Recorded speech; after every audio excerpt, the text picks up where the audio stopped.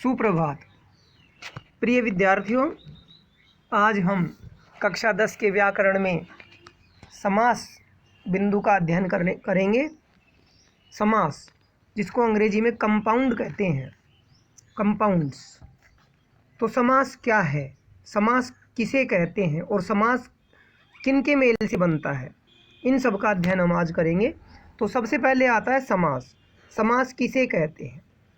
दो या दो से अधिक शब्दों के मेल से बना नवीन व सार्थक शब्द समास कहलाता है।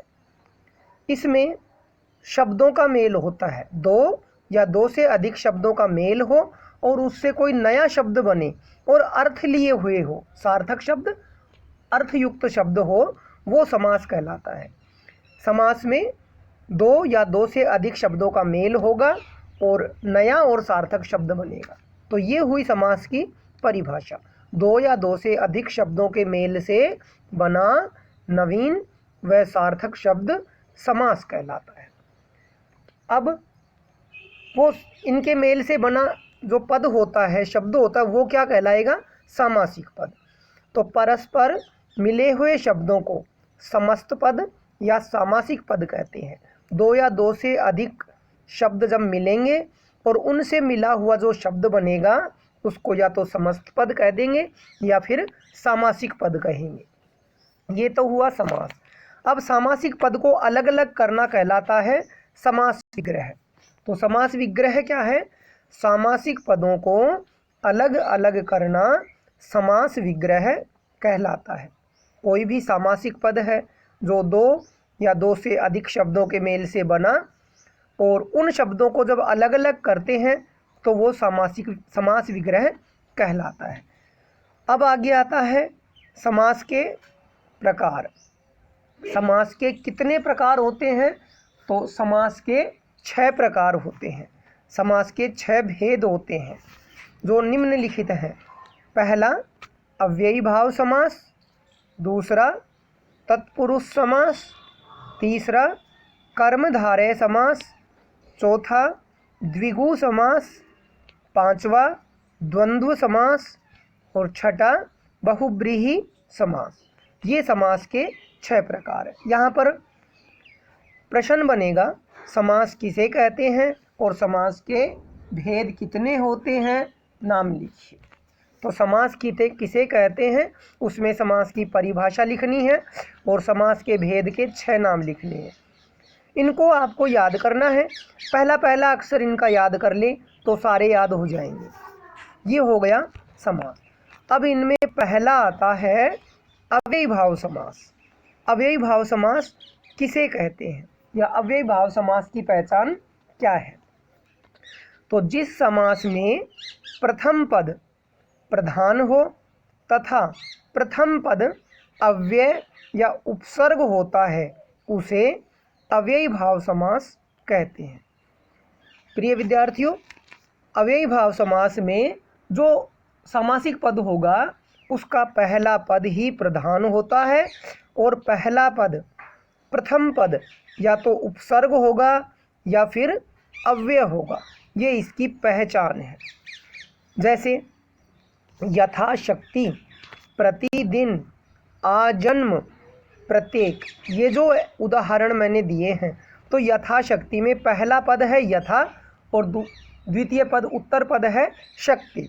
तो यथा यहाँ अव्यय पद है। अव्यय जिनका लिंग वचन कारक व्याकरणिक दृष्टि से प्रभावित नहीं होता है वो अव्यय कहलाते हैं। और उपसर्ग जो किसी शब्द के प्रारंभ में जुड़कर उनके अर्थ में परिवर्तन या विशेषता उत्पन्न कर देते हैं वो उपसर्ग होते हैं। तो इसमें पहला पद यथा है, तो इसलिए यथा ही प्रधान है, तो इसलिए यह अव्ययी भाव समास हुआ। प्रतिदिन, प्रतिदिन में प्रथम पद है प्रति और द्वितीय पद है, उत्तर पद है इसका दिन, तो इसमें प्रति उपसर्ग है, तो इसलिए यह अव्ययी भाव समास है। आ जन्म, आ और जन्म, तो आ यहाँ प्रथम पद जो उपसर्ग है और जन्म यहाँ उत्तर पद है। तो प्रथम पद की प्रधानता है और प्रथम पद जो आ है वह उपसर्ग है। तो इसलिए यह अव्ययी भाव समास हुआ। प्रत्येक, प्रति एक, प्रति यहाँ उपसर्ग है यण संधि के मुताबिक, तो यहाँ और एक उत्तर पद है, तो प्रति यहाँ उपसर्ग है, इसलिए यह अव्ययी भाव समास हुआ। नीचे इनके कुछ सामासिक पद इधर हैं और उनके विग्रह किए हैं। सामासिक पद को अलग अलग करना जो अभी मैंने पहले बताया था, विग्रह होता है। तो यथाशक्ति सामासिक पद का विग्रह होगा शक्ति के अनुसार। यथा का अर्थ होता है के अनुसार, तो यथाशक्ति का समास विग्रह होगा शक्ति के अनुसार। प्रतिदिन सामासिक पद है और इसका समय समास विग्रह होगा प्रत्येक दिन या दिन दिन। इसी तरह है आजन्म, आजन्म का समास विग्रह होगा जन्म पर्यंत या जन्म तक। आ का उपसर्ग का अर्थ यहाँ आएगा पर्यंत या तक। इसी तरह है यथा विधि का समास विग्रह होगा विधि के अनुसार। प्रिय विद्यार्थियों, इन सभी 4-5 उदाहरण जो मैंने दिए हैं उनमें प्रथम पद की ही प्रधानता है और प्रथम पद उपसर्ग या अव्यय है, तो इसलिए अव्ययी भाव समास है। आप जो भी उदाहरण देखें तो उनमें पहचान करने के लिए उपसर्ग या अव्यय प्रथम पद हो तो आप अव्ययी भाव समास में उसको लेंगे। ये हुआ अव्ययी भाव समास। दूसरा समास है तत्पुरुष समास। तत्पुरुष समास किसे कहते हैं या तत्पुरुष समास की पहचान क्या है? तो इस समास में उत्तर पद, उत्तर पद मतलब द्वितीय पद, दूसरा पद, उत्तर पद की प्रधानता रहती है। इसमें प्रथम पद की विभक्ति का लोप हुआ रहता है। इसमें क्या है, पहला पद प्रधान होगा और पहले पद में विभक्ति होती है, वो सामासिक पद में उस विभक्ति का लोप हो जाता है।